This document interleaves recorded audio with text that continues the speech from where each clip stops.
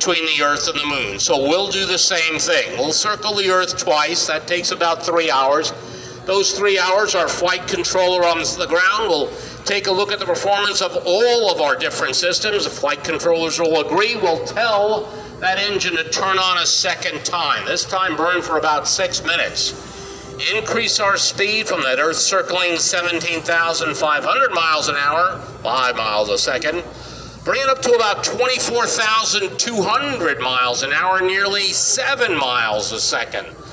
That'll propel us out of Earth orbit and start heading towards the Moon, courtesy of the 62-foot-long, 90,000-gallon McDonnell Douglas third stage. Let's walk down the third stage.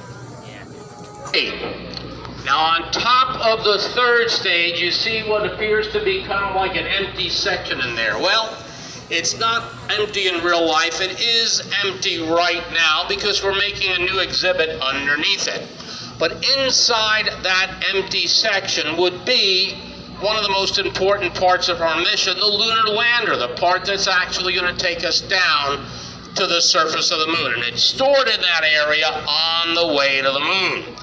So we're now on the way to the Moon, nearly 7 miles per second. It's not doing us any good sitting inside there. So I have a little model I like to use to give you an idea of what things are going on and how we're going to go to the Moon.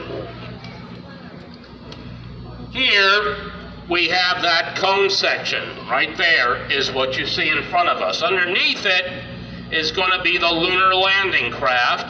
And at the very top, like you saw at the front of the building when you first came here, is the command ship. The crew is in here, and we're on our way to the Moon. The engine is right there. So, what we're going to do is these panels, those 4 white panels there, will separate away from the vehicle. Underneath it is where the landing craft is, the lunar lander. So the first thing the crew is going to do is they're going to pull away with that craft you saw on the floor, on the side there.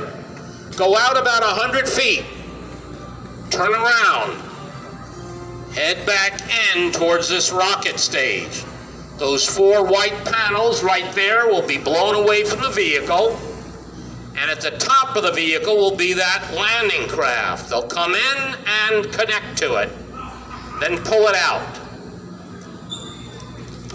When they pull it out, this is the way they're going to travel to the Moon. The landing craft and the command module with the crew.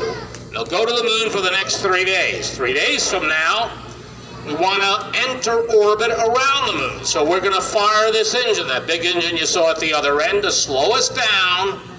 Then we're going to circle the Moon. We'll circle the Moon for about 26 hours, about 13 orbits.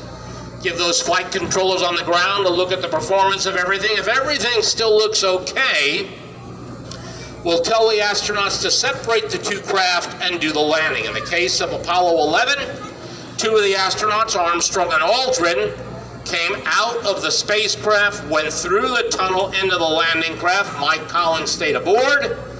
The 2 craft separated. Mike Collins continues to go into orbit around the Moon. Armstrong and Aldrin do the landing. They go out, do the moonwalk, come back in again. The next day, the top part of the lunar module that you can see behind me has its own engine. The bottom part will stay on the Moon. The top part comes off, goes back into space. Mike Collins is waiting for them. They connect again. This time they go in the other direction. The 2 astronauts come back in again, so all 3 are together. Drop off the landing craft, fire that engine, and on the next 3 days we're on our way back to Earth. 3 days from now, we're about to enter the Earth's atmosphere. We need to be protected by the heat shield at the bottom. We'll disconnect the 2 craft. The only part coming back is the part with the crew, that triangle section. Let's take a look.